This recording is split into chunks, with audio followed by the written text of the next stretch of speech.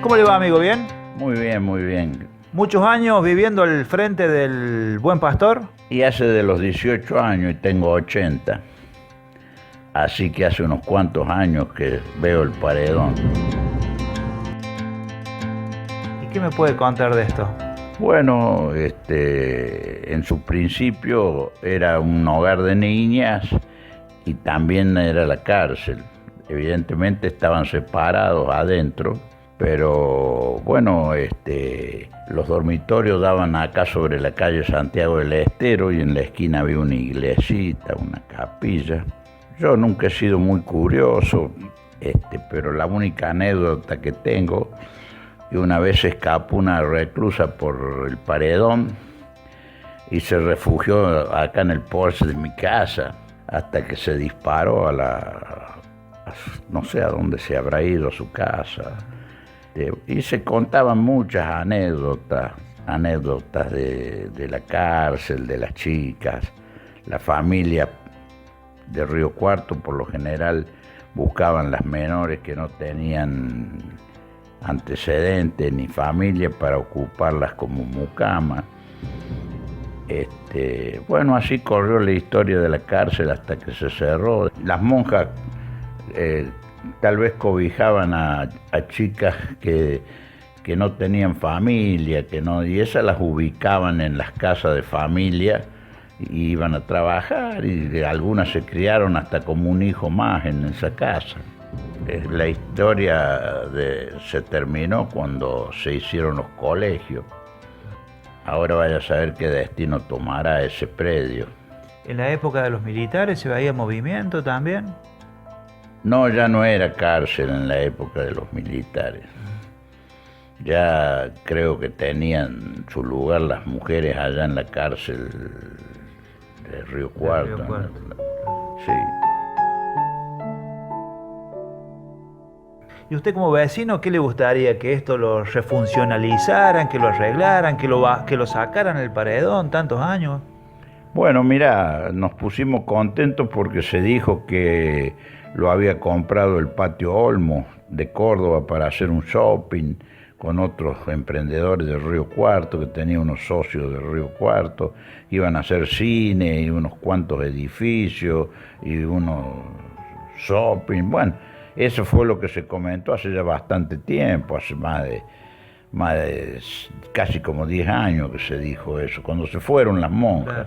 Claro. Pero las vecinas sí iban a misa, algunas, y hay muchas que lamentaron que las monjas se fueran. Claro. Pero ya le digo, corren muchas historias que son anécdotas. La verdad es que fue un lugar triste porque ahí iban toda la gente de mal vivir y las pobres chicas desamparadas, que imagino las han tenido separadas. Sí.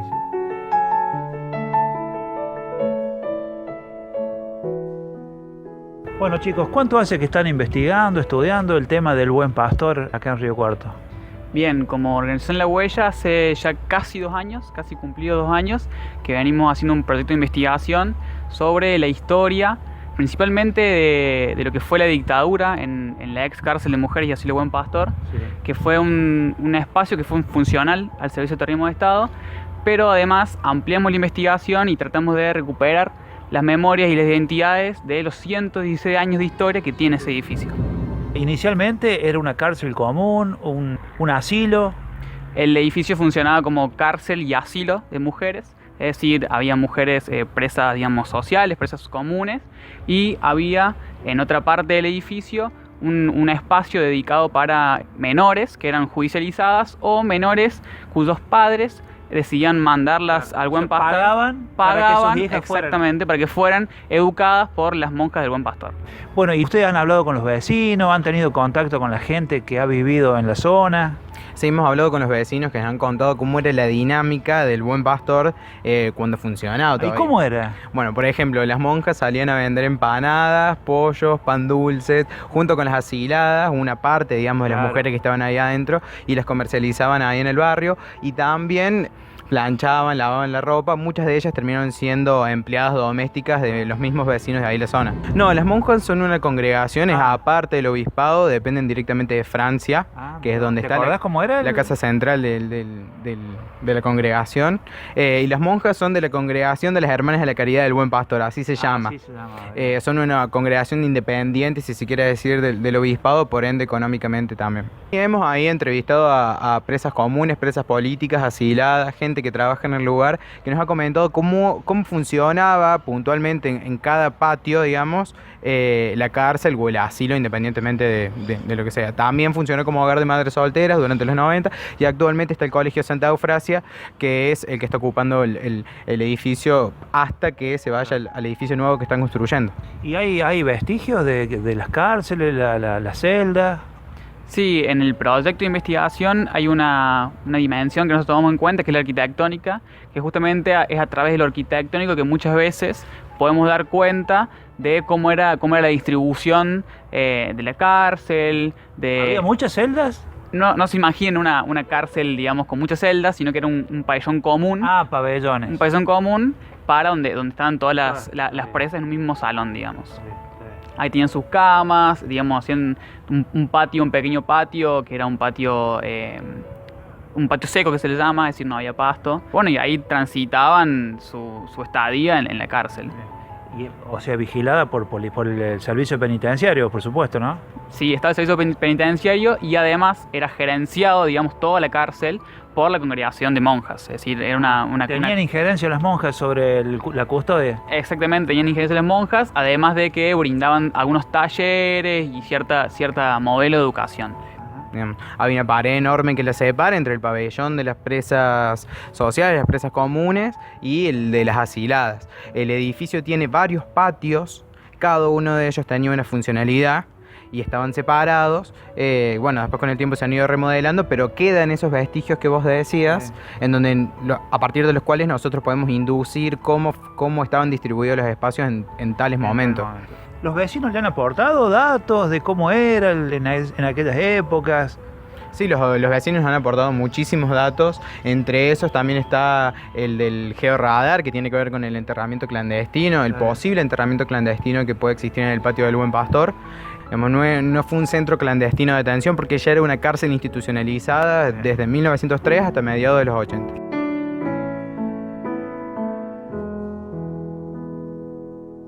Hay un mito en la ciudad que dicen que supuestamente la iglesia catedral y el Buen Pastor estaba comunicado por un túnel entre los vecinos.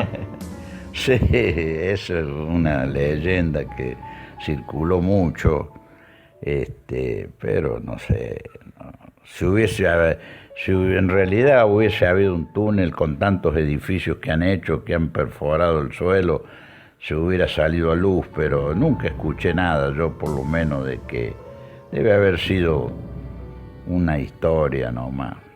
No creo. Pero entre los vecinos se habló del tema. Sí, se hablaba de que había un túnel, que venían los curas, pero no, era todo leyenda. Para mí es un mito. La verdad que a través de la investigación no podemos dar cuenta de esto, digamos. Nosotros solamente, potencialmente, hablamos de que es un mito, que es más una cuestión de un mito urbano propio de la ciudad, pero la verdad que, digamos, desde nuestra investigación no hemos encontrado ningún túnel ni parecido, ninguna historia. ¿Algún arquitecto han consultado? ¿Alguien que se haya llegado al lugar? Sí, bueno, estudiantes de arquitectura, arquitectos, la subsecretaría de planificación de la municipalidad también ha ido a relevar el espacio y bueno, eso hace que tengamos un proyecto de preservación completo. O sea que por ahora es un mito lo del túnel. Un mito. Veremos próximamente, cuando avance la investigación, si es mito o realidad. Pero viste, cuando es tan fuerte en la ciudad, voy a decir, pero ¿será? Porque el rumor es fuerte. El rumor es fuerte, sí, ahora habrá que chequearlo, o sea, empezaremos a investigar puntualmente sobre el túnel. Bien. La segunda etapa de la investigación. Para mí que algo ustedes saben, no me quieren contar. Algo saben.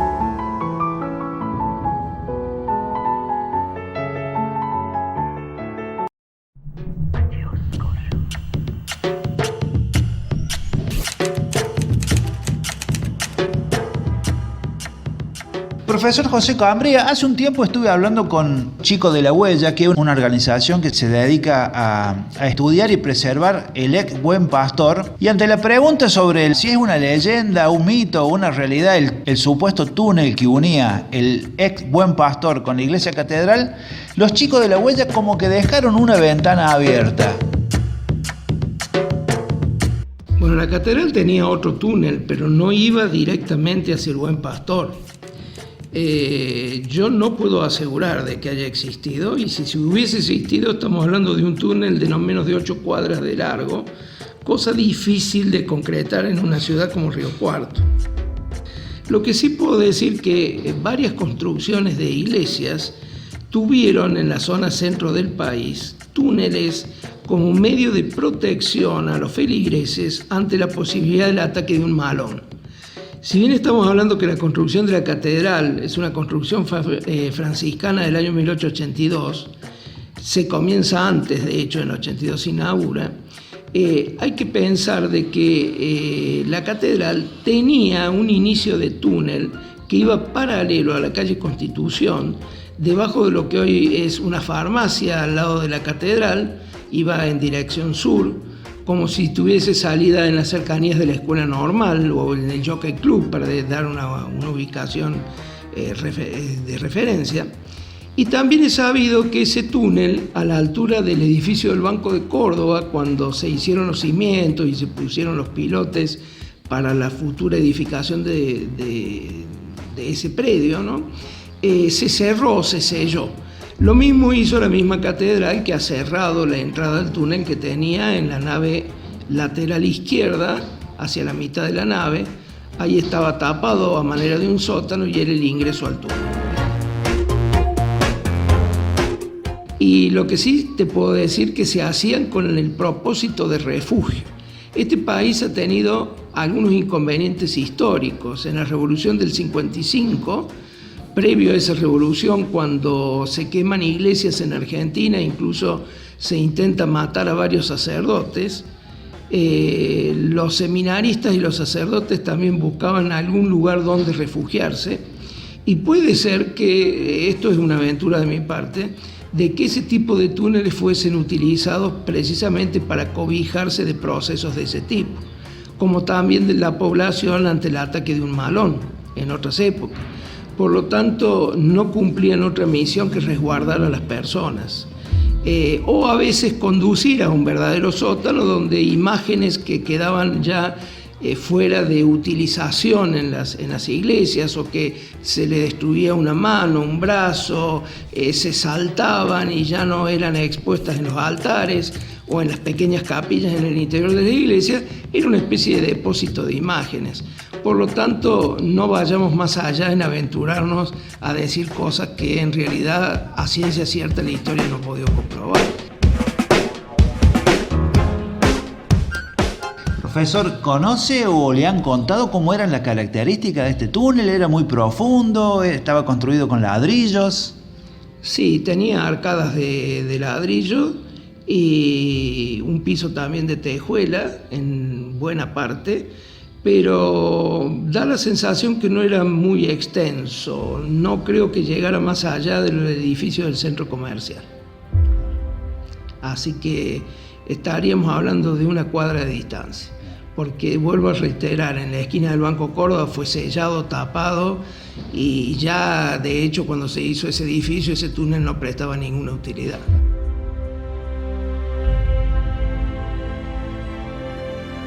Profesor, ¿usted ha estado en contacto con alguna persona que haya podido entrar? Sí, personas civiles que en alguna oportunidad, haciendo algo dañino, ingresaron a ver de qué se trataba, pero no encontraron más que un túnel totalmente vacío, oscuro, y que a lo que me pudieron comentar en la época no era de larga distancia. ¿Hace muchos años? Sí, estoy hablando de los años 80, cerca de los años 90. ¿Y tiene conocimiento si se entra cotidianamente, está accesible?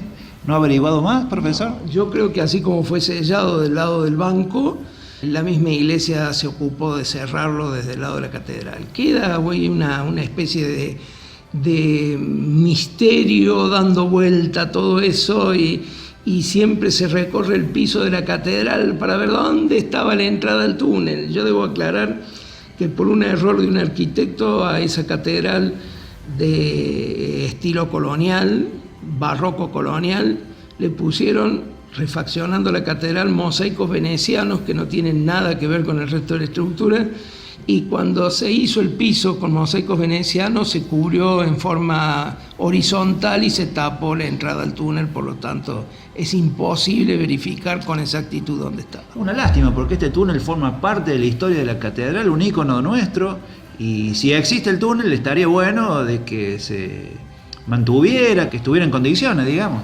Yo creo que se mandó a tapar porque no cumplía ya ningún tipo de función ni utilidad, y hasta podía correr el riesgo de que algún feligrés por curiosidad quedara encerrado allá abajo, ¿no? Entonces, ante la reforma se decidió tapar definitivamente. Gracias, profesor. No, gracias a ustedes.